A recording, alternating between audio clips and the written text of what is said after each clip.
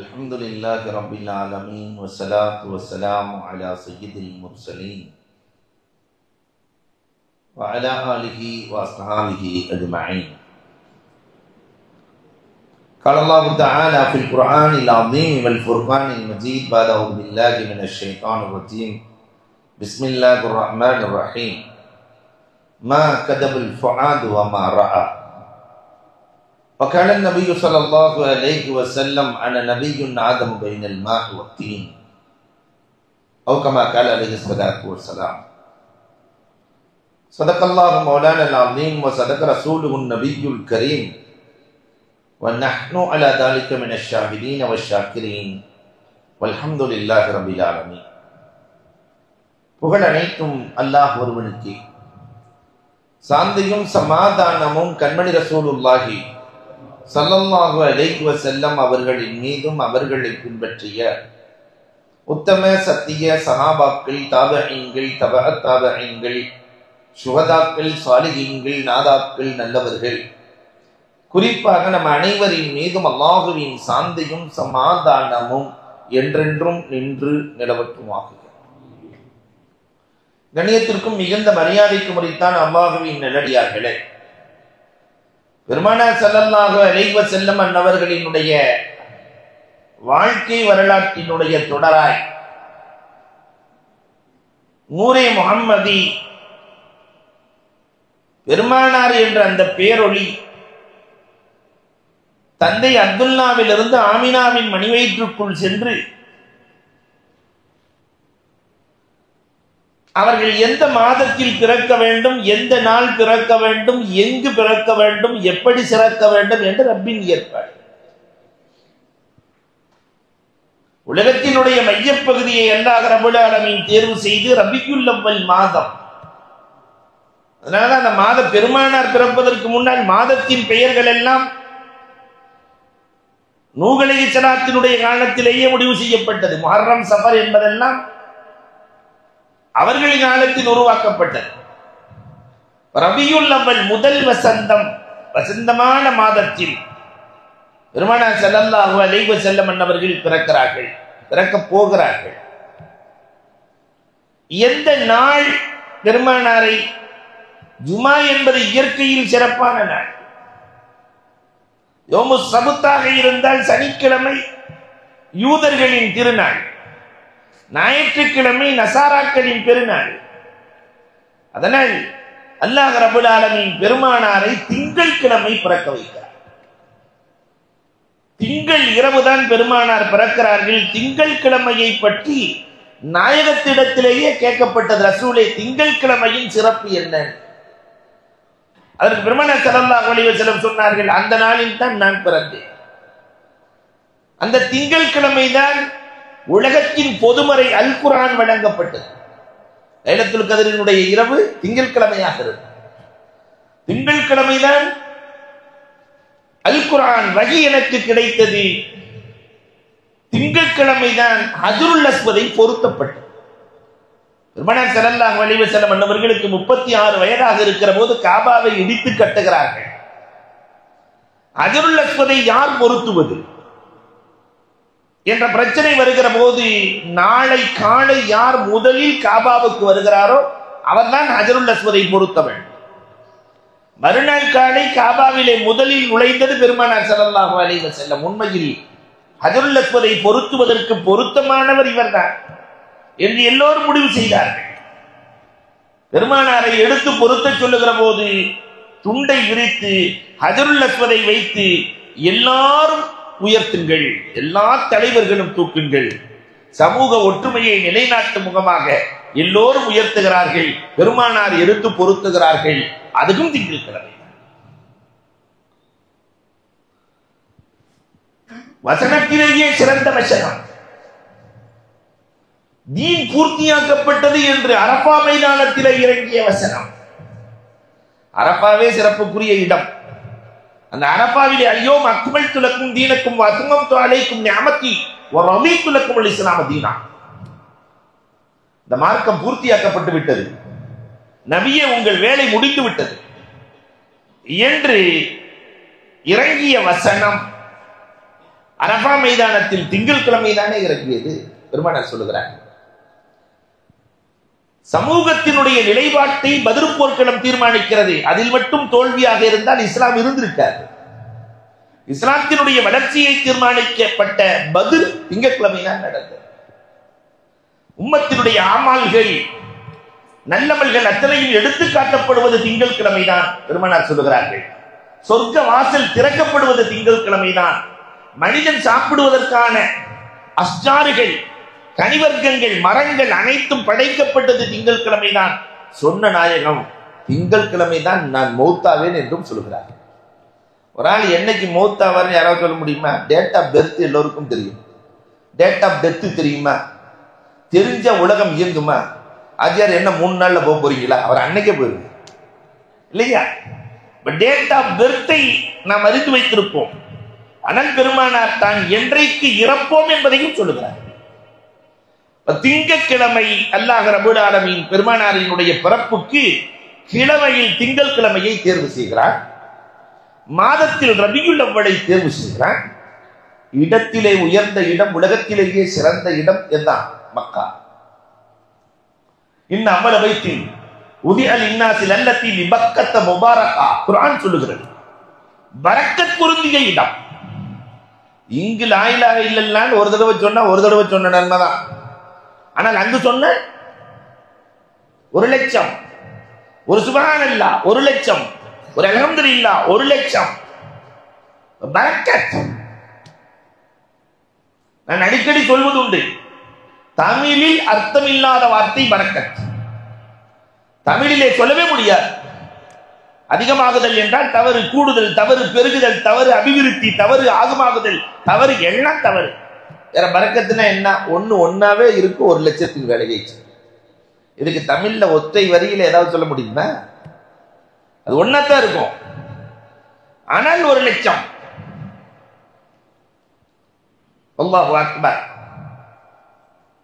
பெருமானார் ஸல்லல்லாஹு அலைஹி வஸல்லத்திற்கு அல்லாஹ் ரப்பல் ஆலமீன் பரக்கத்தான இடத்தை தேர்வு செய்வான்.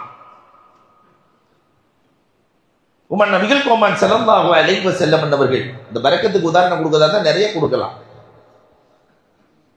பள்ளியிலே அபூபக்கர் ஸல்லல்லாஹு அலைஹி வஸல்லம் அவர்களுடைய தோழர் அபூபக்கர் ரலியல்லாஹு உள்ள வரலான்னு இருக்கிறாங்க. ஆனா பள்ளிக்குள்ள இருக்கிற அபூ ஹுரைரா பசியோடு இருக்கிறார்.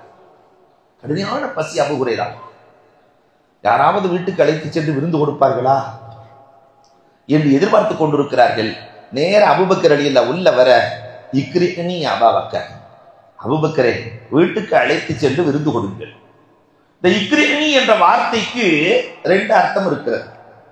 ஓதி காட்டுங்கள் என்ற அர்த்தமும் இருக்கிறது, விருந்து கொடுங்கள் என்ற அர்த்தமும் இருக்கிறது.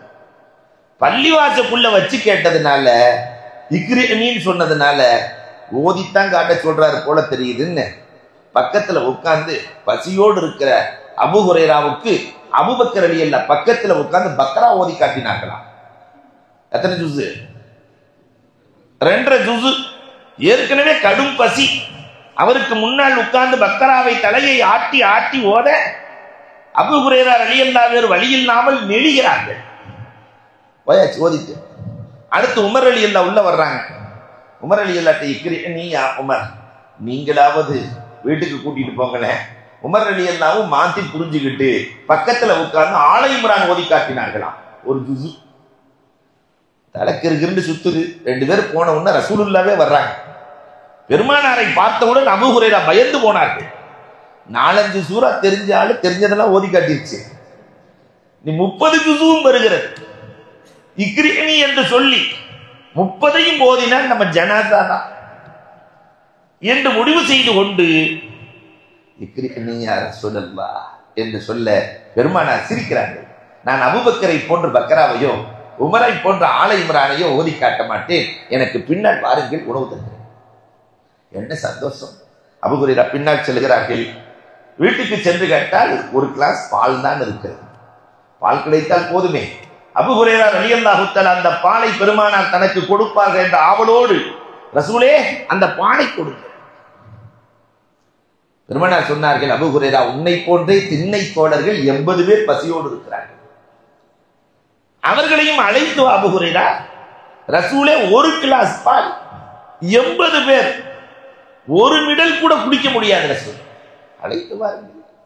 அபூ ஹுரைரா தந்திரம் செய்தார்கள். எல்லோரையும் அழைத்து வந்து முதல் ஆளாக தான் நின்று கொண்டார்கள். கொடுத்த உடனே குடிச்சிட்டு கிளாஸ் கொடுத்துருவோம், என்ன நடக்குதுன்னு பார்க்கலாம் என்று பெருமானாருக்கு முன்னால் வந்து நின்று கொண்டார்கள். நபிகள் கோமான் ஸல்லல்லாஹு அலைஹி வஸல்லம் அபூ ஹுரைரா கொஞ்சம் இந்த பக்கம் பாருங்கள், எல்லோரும் குடிக்கட்டும். 80 பேரும் குடித்தார்கள். 80 பேரும் குடித்தார்கள். கடைசியில் அபூ ஹுரைராவிடத்திலே கொடுக்கிறார்கள். அபூ ஹுரைரா குடித்தார்கள். மீண்டும் குடியுங்கள் அபூ ஹுரைரா, மீண்டும் மீண்டும் குடியுங்கள். ஒரு கிளாஸ் பால். 80 பேர் குடித்தார்கள். அப்படியே இருந்தது, ஒன்று ஒன்றாகவே இருந்தது. 80 பேர்களின் பசியை அகற்றியது. இதான் பரக்கத். காலம் முழுக்க பரக்கத்தை அள்ளி கொடுக்கிற இடத்தில் பரக்கத்தான ரசூல் பிறக்க வேண்டும். திங்கள்கிழமை பிறந்து விட்டது. திங்கள்கிழமை இரவு பிறக்கிறது. மகரிபுல இருந்தா இஸ்லாமிய கணக்கு. திங்கள்கிழமை பிறக்கிறது.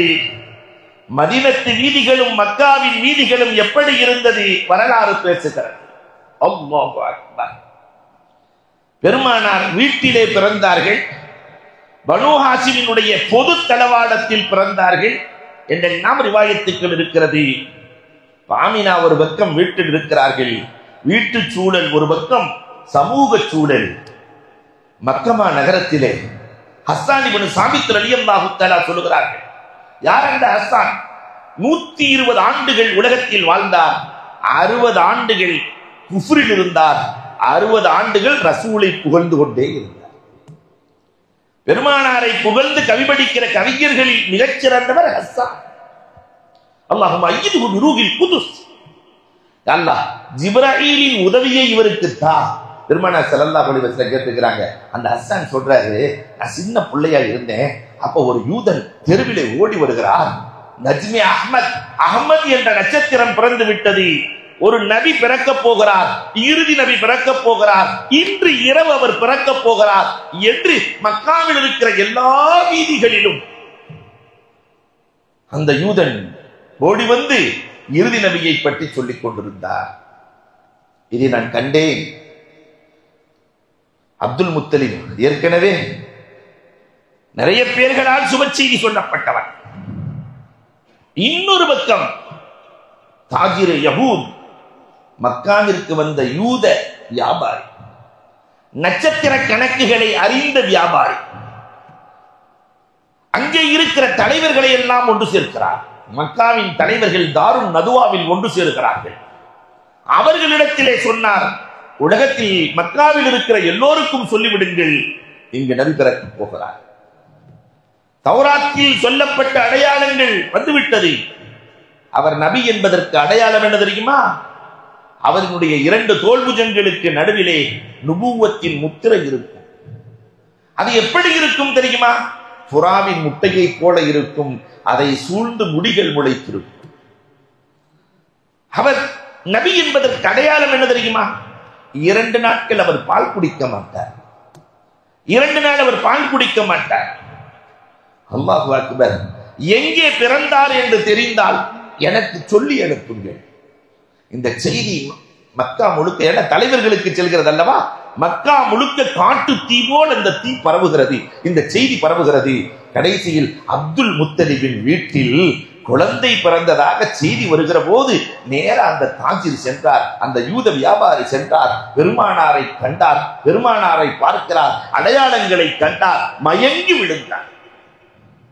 எழுந்த போது ஏன் மயங்கினீர்கள் என்று கேட்க, பனு இஸ்ராயில் இத்தனை காலம் வரை நபித்துவம் என்பது பனு இஸ்ரவேலர்களிடத்தில் இருந்தது, இப்பொழுது அது முடிந்து விட்டதே, அரபுகளுக்கு மாறிவிட்டதே என்ற கவலையில் தான் நான் மயங்கி விழுந்தேன் என்கிறார். அல்லாஹ் அக்பர். பெருமானாரினுடைய பிறப்பின் சுப செய்திகள் இரவு முழுவதும் பேசுகிறார்கள். இது மக்காவில் நடக்குது. மதீனாவில் பனு நுலைர், பனு கைனகா யூதர்கள் மொத்தம் 3 அமைப்பாக இருந்தார்கள். நம்ம ஊர்ல இருக்கிறோமா இல்லையா, பட்டான், ராவுத்தர், லெப்பை இப்படிலாம் இருக்கோம்ல, அதே மாதிரி யூதர்கள் 3 அமைப்பில் இருந்தார்கள். பனு நுலைர், பனு கைனகா, பனு குறைபா. இவர்கள் எல்லாம் மதீனாவிலே பேசிக் கொண்டிருக்கிறார்கள். நஜ்மி முஹம்மத் பிறந்து விட்டது, அது மட்டும் பேசல, அந்த பிறந்த முகம்மதின் அடையாளம் பேசுகிறார்கள். தௌராத்தில் இருக்கிறது, மற்றவர்களுக்கு எதெல்லாம் கழிவோ அதெல்லாம் இவருக்கு புனிதமானது. இப்படி ஒருவர் உலகத்தில் பிறக்கப் போகிறார். அந்த செய்தி நஜ்மி அஹ்மத் வானத்தில் தோன்றிவிட்டது. அவரின் வேர்வையும் அவரின் உமிழ்நீரும் எச்சிலும் அவரின் முடியும் அவரின் சிறுநீரும் கூட மதிக்கத்தக்கது. இப்படி ஒரு மனிதர் பிறக்கப் போகிறார். ரசூல் என்ன பிறக்கவே இல்லை, ஆனால் பிறந்ததற்கு பிறகு அதெல்லாம் நடந்ததா இல்லையா? அப்துல்லாஹ் இப்னு உத்பா இப்னு ஹர்கத் சஹாபாக்கள்லயே ஆக கருப்பான சஹாபி. கத்தால வாட, பக்கத்துல ஒரு ஆளு வராது, நண்பர்கள் இல்லை, கட்டிய மனைவி இல்லை, உற்றார் உறவுகள் இல்லை, கத்தாலை வாடை. நாயகத்திட்ட வந்து சொல்றார், ரசூலே என் வாடை எனக்கே பிடிக்கவில்லை, என்னை நேசிக்கிற ஒருவர் கூட இல்லை, என்ன செய்வது ரசூலே? பெருமானார் ஸல்லல்லாஹு அலைஹி வஸல்லம் தன்னுடைய உமிழ்நீரை எடுத்து அவரின் மீது தடவினார். உமிழ்நீரை எடுத்து அவரின் மீது அப்துல்லாஹ் இப்னு உத்பா இப்னு ஹர்கதின் மீது தடவுகிறார்கள். அதற்கு பிறகு சொர்க்கத்து கஸ்தூரி வாடை. அவர் அருகிலே அமர்வதற்கு நபித்தோழர்கள் போட்டி போட்டி. அந்த உமிழ்நீர் செய்கிற சாதனை, அதைத்தான் அன்றே சொல்லுகிறார்கள். பெருமானார் பிறக்கிற இரவு பேசிக் கொள்ளுகிறார்கள். உமிழ்நீர் கூட, எச்சில் கூட. அப்துல்லாஹ் இப்னு உர்வா இப்னு மஸ்ஊத் சொல்லுகிறாரே, அவர் ஒழு செய்து துப்பிய எச்சிலை எடுத்து தன் மீது தடவிக் கொள்கிறார்கள் நபித்தோழர்கள். இப்படி ஒருத்தர் நான் வாழ்க்கையில பார்த்ததே இல்லை. நம்ம இடத்துல யாராவது ஒருத்தர் வந்து சொல்லி, எனக்கு ஒரே கத்தால வாடையா இருக்கு, ஆப்ஸா நீங்க பார்த்து ஏதாவது செய்யுங்க சொல்ல, குர்ஆனை ஓதி இல்லையா அந்த பரக்கத்துல எச்சிய துப்பி அவர் மேல தடவுனா ஆப்ஸா ஊருக்கு போக முடியுமா? இல்லையா? இது நம்ம ஊரு. ஆனா பெருமானாரினுடைய உமிழ்நீரும் பரக்க. இதை நான் சொல்லவில்லை, பெருமானார் பிறப்பதற்கு முன்னால் தௌராத்தை பார்த்து சொல்லுகிறார்கள். உலகத்திலே வேர்வை மதிக்கத்தக்கது என்பது நபிக்கு மட்டும் சொந்தமானது. உலகத்தில் பில்கேட்ஸின் வேர்வை பாதுகாக்கப்பட்டிருக்கிறதா? உலகத்தில் எந்த நபியின் வேர்வையும் பாதுகாக்கப்பட்டிருக்கிறதா? வேர்வை கூட பாதுகாக்கப்படுகிற நபி தோன்ற போகிறார் என்ற செய்தி சொல்லப்படுகிறது. பெருமானாரின் காலத்தில் அதுவும் நடந்தது. ஒரு ஏழை நபித்தோழர் நாயகத்திட்ட வர்றார், ரசூலே வீட்டுல கல்யாணம், பெருமானார் என்ன இருக்குன்னு கேட்டாங்க. ஒண்ணுமே இல்லை ரசூலே. ஒண்ணுமே இல்லையா? ஒண்ணுமே இல்லை ரசூலே. அந்த காலத்துல நறுமண பொருட்களை வைத்துத்தான் திருமணம் நடத்துவார்கள். கடுமையான வெயில் காலம், கொஞ்சம் சின்ன பாட்டிலை எடுத்தாங்க, எடுத்து தன்னுடைய வேர்வையை பிடித்து கொடுத்தார்கள். அதை எடுத்து வீட்டிலே தடவிக்கொள் என்றார்கள். அவரும் போய் வேர்வையை எடுத்து வீட்டுல தடவினாரு. அந்த வீட்டுக்கு பேர் பைத்துல் மூத்யமி, நறுமணம் கமலும் வீடு, வேர்வையின் மரியாதை. இப்ப நாயகத்தினுடைய மதிப்பு என்னங்கிறத பாருங்க. பிறக்கிறதுக்கு முன்னாடி இதெல்லாம் நடக்குது. அபூபக்கர் ரலியல்லாஹு அவர் மௌத்தா போயிட்டார், ஆனா அந்த வீட்டில் வாடை நீங்கவில்லை. நாம என்னென்னமோ அத்தரை கொண்டு வந்து போடுறோம், அதை போடுறோம், புகூர் போடுறோம், அதை போடுறோம், அந்த ஸ்மெல் நிக்கவே மாட்டேங்குது என்று சொல்லுகிறோம் இல்லையா? ஆனால் ஒரே ஒரு துளி வேர்வையை தடவினார், அவர் மௌத்தாகியும் அந்த நறுமணம், பெருமானாரின் வேர்வையின் நறுமணம். அல்லாஹ் அக்பர். கடைசியில் அந்த வீட்டை வாங்கிடலாம் அப்படின்னு உமர் ரலியல்லாஹு நினைச்சிட்டு 40,000 திருகத்தை தூக்கிட்டு அந்த வீட்டை வாங்குறதுக்கு போறாங்க. அந்த வீட்டுக்குள்ள இருந்து அபூபக்கர் ரலியல்லாஹு வெளியே வர்றாங்க. என்னங்க வீட்டுக்குள்ள இருந்து வெளியே வர்றீங்களே? இல்ல இந்த வீட்டை வாங்கிட்டு இப்பதான் வர்றேன்னாங்க. அப்ப உமர் ரலியல்லாஹு சொன்னாங்க, வாழ்க்கையில் நன்மையில் உங்களை முந்தவே முடியவில்லை என்றாய்த்துக் கொண்டு வரலாறுகள்.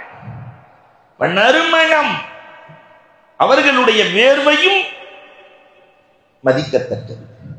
இந்த தௌராத்தில் முன்பே சொல்லப்பட்டு விட்டது. முடியும் மதிக்கத்தக்கது. இன்னைக்கு யாராவது நம்ம சலூன் கடைக்கு போறோமா இல்லையா, என் முடி வெட்டிட்டீங்க அதனால அதெல்லாம் எடுத்து கொடுங்க, நான் பாதுகாப்பா வச்சிருக்கேன் அப்படின்னு சொன்னவர்கள் உலகத்தில் யாராவது இருக்கிறோமா? பில்கேட்ஸின் முடி பாதுகாக்கப்பட்டிருக்கிறதா? முடிகள் பாதுகாக்கப்பட்டவர்கள் உலகத்தில் யாருமே இல்லை. முடி கூட பாதுகாக்கப்பட்ட முடிக்கு கூட சனது இருக்கிற தலைவர் கண்மணி ரசூலுல்லாஹி ஸல்லல்லாஹு அலைஹி வஸல்லம் அவர்கள் மட்டும்தான்.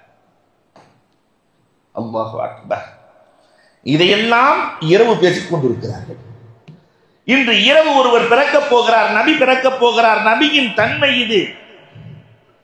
இதற்கு இடையிலே மக்காவிலே கைஸ் நசாராக்களின் தலைவர்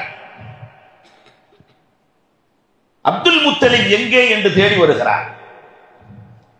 தேடி வந்தவர் அப்துல் முத்தலிபிடத்திலே சொன்னார், இன்று இரவு உங்கள் இல்லத்தில் ஒரு குழந்தை பிறக்கப் போகிறது, அந்த குழந்தையை பாதுகாப்பாக வளர்த்துக் கொள்ளுங்கள், அந்த குழந்தைக்கு நிறைய பிரச்சனைகள் வரலாம், அதனால் பாதுகாக்க வேண்டிய பொறுப்பு உங்களை சார்ந்தது என்று நசாராக்களின் தலைவர் ரைஸும் சொல்லுகிறார். இது ஒரு பக்கம் வெளி உலகத்தில். இனி பெருமானாரின் வீட்டுக்குள்ளே நுழைகிறோம். பெருமானார் பிறக்கப் போகிறார்கள். பொதுவாகவே குழந்தை பிறக்கப் போகிறது என்றால் அங்கே பெண்கள் இருப்பார்கள் இல்லையா, பிரசவம் பார்ப்பதற்காக. பெருமானாருக்கு பிரசவம் பார்க்க இருந்தவர்கள் யார்? எவ்வளவு பெரிய பாக்கியசாலிகள். பெருமானார் பிறக்கிற போது பிரசவத்திலே பெருமானாரை கண்டு மகிழ்ந்தவர்கள். பெருமானார் ஸல்லல்லாஹு அலைஹி வஸல்லம் பிரசவம் நேரம் நெருங்குகிறது. ஆமினாவினுடைய வீட்டிலே ஷிஃபா 3 பெண்மணிகள் இருந்தார்கள். யார் அந்த ஷிஃபா? அப்துர் ரஹ்மான் இப்னு அவுஃப் ரலியல்லாஹு தஆலாவினுடைய தாயார் உம்மு ஐமன். பெருமானாரை வளர்த்து உருவாக்கிய உம்மு ஐமன் உசாமா இப்னு ஸைதினுடைய தாயார் உம்மு ஐமன் இருக்கிறார்கள். ஃபாத்திமா. யார் அந்த ஃபாத்திமா? அம்ர் இப்னு அபில் ஆஸினுடைய தாயார். 3 பேரும் இருக்கிறார்கள். இந்த 3 பேரும் அறிவிக்கிறார்கள், பிறக்கும் நேரம் வந்தது, வீடெல்லாம் பிரகாசம், ஒளிமயம். அந்த ஒளியில் எதை கண்டோம் தெரியுமா? ஷிஃபா சொல்லுகிறார்கள், அந்த வீட்டிலே வந்த பிரகாசத்தின் ஒளியில், அந்த ஒளியின் பவரில் ஷாம் சிரியாவினுடைய மாளிகையை கண்டேன் என்கிறார்கள். அப்ப அந்த ஒளியின் பவர் எப்படி இருந்திருக்கணும்? மக்காவிலே இருந்து கொண்டு சிரியா 2000 மைல்களுக்கு அப்பால் இருக்கிற சிரியாவினுடைய மாளிகையை, குசூர்களை நான் கண்டேன். வானிலிருந்து ஊருளீங்களும் வானவ பெண்களும் உள்ளே இறங்கி ஒளிமயமாக கண்மணி ரசூல் ஸல்லல்லாஹு அலைஹி வஸல்லம் தாயின் மணிவயிற்றிலிருந்து வெளிவரப் போகிறார். இந்த உலகம் சிறப்பதற்கு பூமான் பிறக்கப் போகிறார்கள். எப்படி வருகிறார்கள் பெருமானார்? தானும் சுத்தமாகி தாயையும் சுத்தப்படுத்தி வெளியே வருகிறார்கள். பெருமானார் பிறக்கிறார்கள். சஜிதாவின் தோற்றத்திலே பெருமானார் பிறக்கிறார்கள். தன்னுடைய ஆள்காட்டி விரலை உயர்த்தியவராக பிறக்கிறார்கள். பூமான் நபிகள் கோமான் ஸல்லல்லாஹு அலைஹி வஸல்லம் அவர்கள் பிறக்கிற போது தாயார் சுத்தமாக இருக்கிறார். உலகத்திலே எந்த தாயாக இருந்தாலும் குழந்தை தீட்டு, பிரசவ தீட்டு என்று அசுத்தமாக மாறிவிடுவார்கள். அவர்களுக்கு தொழுகை இல்லாமல் போய்விடும். ஆனால் ஒரே ஒரு குழந்தை, ஒப்பற்ற குழந்தை பூமியில் பறக்கிறது, ஒரு சொட்டு ரத்தம் இல்லை. இப்படி ஒரு குழந்தை. அப்ப நம்ம நபி யார்? எப்படிப்பட்ட நபியின் உம்மத்துக்கள் நாம்? அல்லாஹ் அக்பர். பூமான் நபிகள் கோமான் பூமிக்கு வருகிறார்கள். பரிசுத்தம் பெற்றவர்களால் பூமிக்கு வருகிறார்கள். அதை டாக்டர் ரிச்சர்ட் சொல்லுவார். எழுதுகிற போது எழுதுகிறார், மாற்று மத சகோதரர், கிறிஸ்துவ சகோதரர் எழுதுகிறார், முகம்மது பிறந்தார், பூமிக்கு வந்தார், பூமிக்கு வந்தவர்களை சுத்தம் செய்ய வேண்டும், தண்ணீரை ஊற்றி கழுவணும். அப்படி அந்த பரிசுத்தமான மேனியில் தண்ணீரை ஊற்றுகிற போது மேனியில் படுவதற்கு முன்னால் அது தண்ணீராக இருந்தது. பெருமானாரின் மேனியில் பட்டவுடன் அது பன்னீராய் மாறியது. பெருமானாரின் மேனியில் இருந்து பிரிகிற போது அது கண்ணீராய் பிரிந்தது என்கிறார். பெருமானாரின் மேனியை விட்டு பிரிந்து விட்டோமே என்று தன் கவிவரிகளை அவர் வடித்து காட்டுகிறார். பூமான் நபிகள் கோமான் பிறக்கிறார்கள். பொதுவாகவே அரபுகளுக்கு ஒரு பழக்கம் உண்டு. இரவு நேரத்தில் குழந்தை பிறந்தா ஒரு பாத்திரம் இருக்கும், அதை வச்சிருவாங்க. பகலில் தான் அந்த குழந்தையை எடுத்து பால் கொடுப்பாங்க. அந்த பாத்திரத்துக்கு பேர் புர்மா என்று சொல்லுவாங்க. அந்த பாத்திரத்திலே பெருமானாரும் வைக்கப்படுகிறார்கள். மறுநாள் காலை அந்த பாத்திரம் இரண்டாக பிளந்திருக்கிறது. அப்பொழுதே பேசிக்கொண்டார்கள், இவர் ஜகாலத்தை இரண்டாக பிளந்து விடுவார் என்று அரபுலகம் பேசிக்கொண்டது. பிறந்த குழந்தை எப்படி பிறந்தது தெரியுமா? ஹத்தனா செய்யப்பட்டவராக. அப்ப ஹத்தனாவுக்கான மரியாதை என்ன உலகத்துல இன்னைக்கு விஞ்ஞானம் பேசுகிறது. நிறைய நோய்களுக்கு தடுப்பாக ஹத்தனா இருக்கிறது என்று பேசுகிறது. மாற்று மத சகோதரர்கள் எல்லாம் இன்றைக்கு ஹத்தனா செய்து கொள்ளுகிறார்கள். அதன் சிறப்பு அடாதியான உலகத்தில் தோன்றிய நபிமார்களில் 1,00,000 பேர்களில் 14 பேர் தான் ஹத்தனா செய்யப்பட்டவர்களாக பிறந்தார்கள். ஹத்தனா செய்யப்பட்டு பிறந்தவர்கள் 14 பேர். ஆதம் அலைஹிஸ்ஸலாம், நூஹ் அலைஹிஸ்ஸலாம், சீஸ் அலைஹிஸ்ஸலாம், லூத் அலைஹிஸ்ஸலாம், யூசுப் அலைஹிஸ்ஸலாம், ஷுஐப் அலைஹிஸ்ஸலாம், மூசா அலைஹிஸ்ஸலாம், சுலைமான் அலைஹிஸ்ஸலாம், இத்ரீஸ் அலைஹிஸ்ஸலாம், யஹ்யா அலைஹிஸ்ஸலாம், ஹூத் அலைஹிஸ்ஸலாம், சாலிஹ் அலைஹிஸ்ஸலாம், ஈசா அலைஹிஸ்ஸலாம், கண்மணி ரசூலுல்லாஹி ஸல்லல்லாஹு அலைஹி வஸல்லம். இந்த 14 பேர் தான் ஹத்தனா செய்யப்பட்டு பிறந்தார்கள். உலகம் அதிசயமாக பார்க்கிறது. அதை போல தொப்புள் குடியும் சரி செய்யப்பட்டு பிறந்தார்கள். இல்லாட்டி தொப்புள் குடியை அறுத்து அதை சரி செய்ய வேண்டும், அப்பொழுதும் ரத்தம் வெளியே வரும். ஆனால் பெருமானாருக்கு இது எதுவும் நடக்கவில்லை. அரபுலகம் எப்படி பேசும்? காட்டுத்தீ போல் இந்த செய்தி பரவுகிறது. இப்படி ஒரு குழந்தையை நாங்கள் கண்டோம். ஹத்தனா செய்யப்பட்ட நிலையில், பரிசுத்தமான நிலையில், பிரகாசத்தோடு அற்புதமாய் ஒரு குழந்தை பிறந்திருக்கிறது என்று அரபுலகம் முழுக்க செய்தி பரவுகிறது. அல்லாஹு அக்பர். பிறந்த குழந்தை பேசுகிறது. உலகத்தில் என்னைக்காவது பிறந்த குழந்தை பேசியிருக்க? ஹதீசுகளிலே வருகிறது, 6 மாத பிள்ளை பேசியதா 4 பேர்களை பற்றி வருகிறது. 6 மாதத்தில் பேசினார்கள். ஈசா அலைஹிஸ்ஸலாத்தை சுத்தப்படுத்திய குழந்தை. ஈசா அலைஹிஸ்ஸலாம் தகப்பன் இல்லாமல் பிறந்தவர் இல்லையா? நமக்கு செய்தி தெரியும். தாயார் குழந்தைய ஊருக்குள்ள கொண்டு வந்தாக்க எப்படி பேசுவாங்க? தகப்பன் இல்லாமல் குழந்தை பிறந்தா ஒரு மாதிரியாக பேசுகிற போது அந்த குழந்தை சொன்னது, இன்னி அப்துல்லா ஆத்தானியல் கிதாப் இல்லையா? அந்த அன்புக்குரியவர்களை, தொட்டில் குழந்தையாய் ஈசாவே பேசுகிறார். தொட்டில் குழந்தையாய் 6 மாத பிள்ளை ஈசா பேசுகிறார். என்ன சில ரிவாயத்துக்கள்ல 10 நாள்ல ஈசா அலைஹிஸ்ஸலாம் பேசினாங்க. அந்த அம்மா வந்ததே அங்கிருந்து தெரியாமத்தான் இருந்து 10 நாள் கழிச்சு வந்தாங்க என்றெல்லாம் ரிவாயத்துக்கள் இருக்கிறது. ஆக ஒரு சில தினங்களில் ஈசா பேசினார். யூசுப் அலைஹிஸ்ஸலாத்தை பரிசுத்தப்படுத்திய குழந்தை 6 மாதத்தில் பேசியது. யூசுப் அலைஹிஸ்ஸலாம் மனைவிட்ட மாட்டிட்டாங்க. முதல்ல யாருதான்? யூசுப் அலைஹிஸ்ஸலாம். யூசுப் அலைஹிஸ்ஸலாத்தும் அவர்களுடைய இல்லையா மனைவி, அசீஸினுடைய மனைவி யூசுப் அலைஹிஸ்ஸலாத்தை நேசிக்கிறார்கள். யூசுப் அலைஹிஸ்ஸலாத்தை நேசிக்கிறாங்க. உள்ள போயாச்சு, கூட்டு போயாச்சு. என்னை தவறுக்கு வா என்று யூசுப் அலைஹிஸ்ஸலாத்தை அழைக்கிறார்கள். மாதல்லா, அந்த பெண் பேரழகி. யூசுப் அலைஹிஸ்ஸலாமும் பேரழக. தவறுக்கான எல்லா வாய்ப்பும் இருக்கிறது. பெண் தான் அழைத்திருக்கிறார்கள். கூப்பிடுறாங்க. ஆனா யூசுப் அலைஹிஸ்ஸலாம் மஆதல்லா என்று ஓடுகிறார்கள். கதவு திறக்கிறது. சட்டையை பிடித்து இழுக்கிறார்கள். சட்டை கிழிந்து போகிறது. அந்த பெண்மணி சொல்லிவிட்டார்கள், என்னை கெடுக்க வந்தார். இவ பிரச்சனை முற்றுகிறது. இதெல்லாம் நான் சொல்லல, குர்ஆன் சொல்லுகிற செய்தி. அந்த தொட்டில் குழந்தை 6 மாச குழந்தை சொல்லுச்சு, சட்டையின் முன்பகுதி கிழிந்திருந்தால் இவர் தவறு செய்தார் என்ற அர்த்தம். சட்டையின் பின்பகுதி கிழிந்திருந்தால் அந்த பெண் தவறு செய்தால், தவறுக்கு அழைத்தாள் என்ற அர்த்தம். தொட்டில் குழந்தை காப்பாற்றியது யூசுப் அலைஹிஸ்ஸலாத்தை வரலாறு பேசுகிறது. 3வது மாஷிகத்தே ஃபிரௌன்.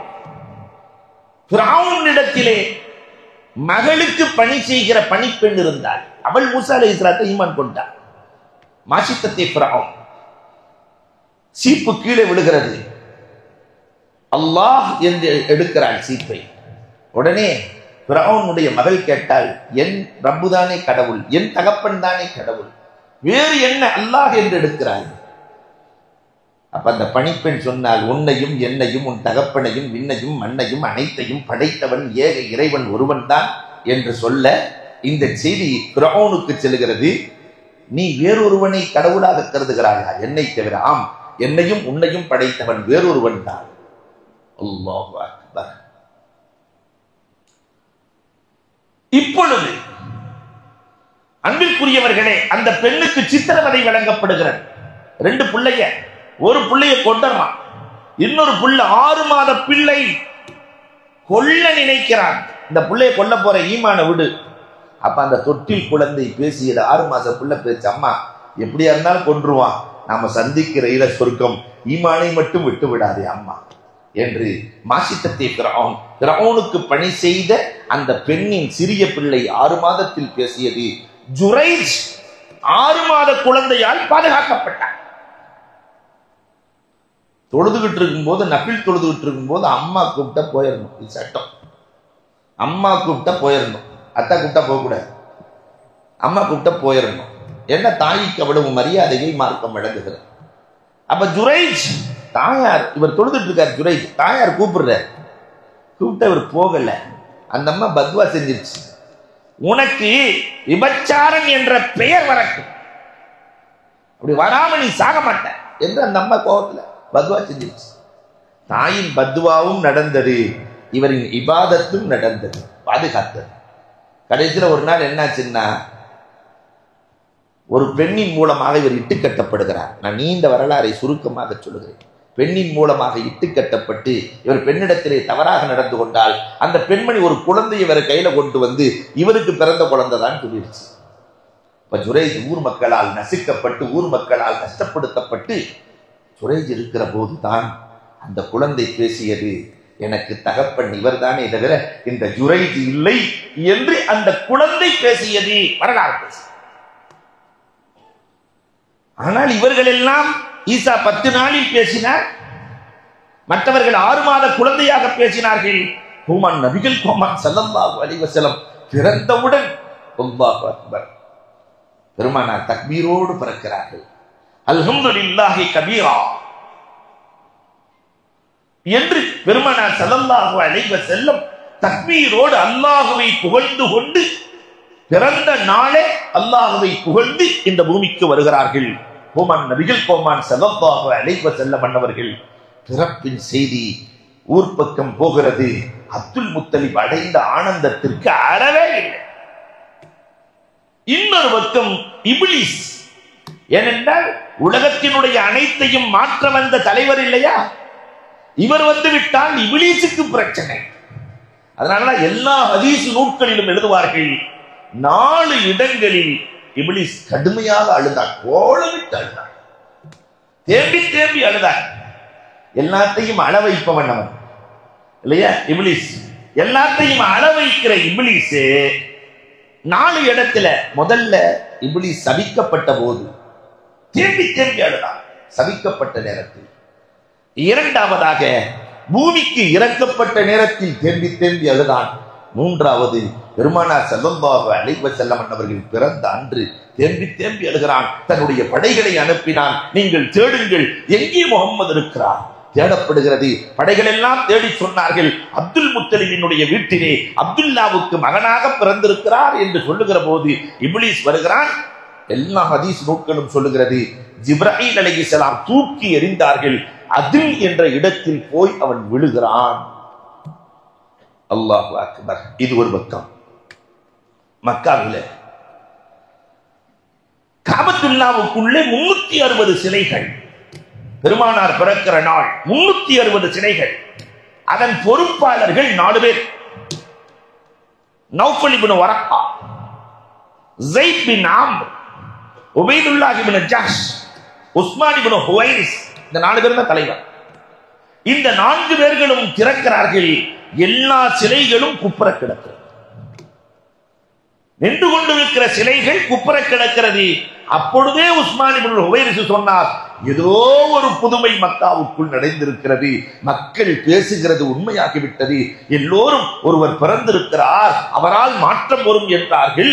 இன்றைக்கு 360 சிலைகளும் சிதைந்து கிடக்கிறதே, மாற்றம் காணப்பட போகிறது.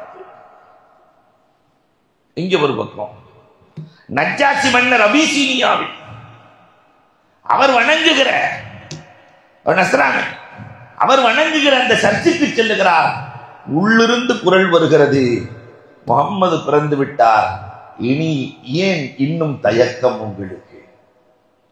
இறுதி நபி வந்து விட்டார், மற்ற நபிமார்களின் மார்க்கம் எல்லாம் மாற்றப்பட்டு விட்டது என்று அபிசீனியாவில் நஜ்ஜாசி மன்னரின் அந்த கனீசாவுக்குள்ளே சர்ச்சுக்குள் இருந்து குரல் வருகிறது. இதெல்லாம் நடக்கிறது. இதை தாண்டிய அதிசயங்கள். பெருமானாரின் பிறந்த அன்று உலகம் முழுக்க அதிசயம். ஏனென்றால் அவர் உலகத்திற்கே நபி இல்லையா? மற்ற நபிமார்கள் எல்லாம் ஒவ்வொரு சமூகத்திற்கான நபிமார்கள். ஆனா முழு உலகத்திற்குமான நபி. அந்த நபியை நம்ம முழு உலகத்துக்கு போய் சேர்த்தோமா? நமக்கே நபியின் வரலாறு தெரியாது. முழு உலகத்திற்குமான நபி பிறக்கிறார். தஜ்லான் நதியில் மாற்றம் ஏற்படுகிறது. தஜ்லான் நதி, அதில் கட்டப்பட்ட அணை உடைந்து போகிறது.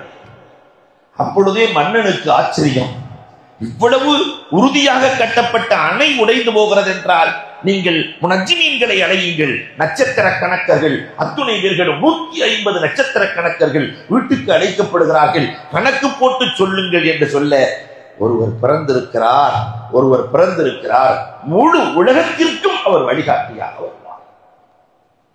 பெருமானார் பிறந்த நாள் 1000 ஆண்டுகள் தொடர்ந்து எரிந்து கொண்டிருந்த நெருப்பு, அணையா நெருப்பு.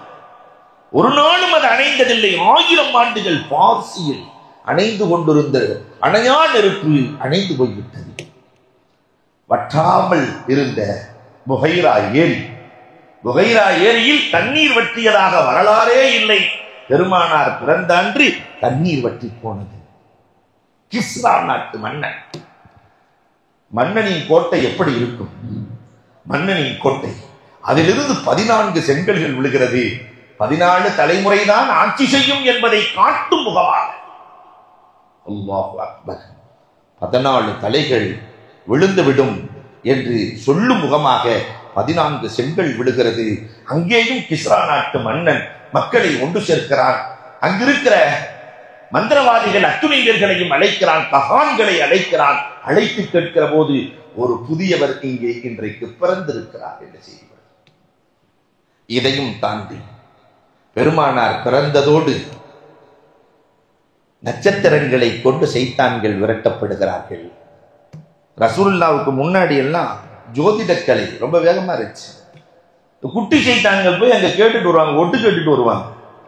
அதை அல்லாஹ் ரப்பல் ஆலமீன் பெருமானாரின் பிறந்த நாள் பகலிலும் நட்சத்திரங்களால் அடித்து விரட்டப்பட்டார்கள். ஒரிஜினல் வந்தா டூப்ளிகேட் போய் அதான ஃபார்முலா. பெருமானார் வந்தார்கள், எல்லாம் அசத்தியம் அழிந்தது. இன்னைக்கு அப்படி நேர் மாற்றம்.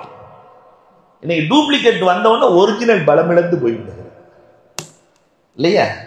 டூப்ளிகேட் டாக்டருக்கு நிறைய மரியாதை.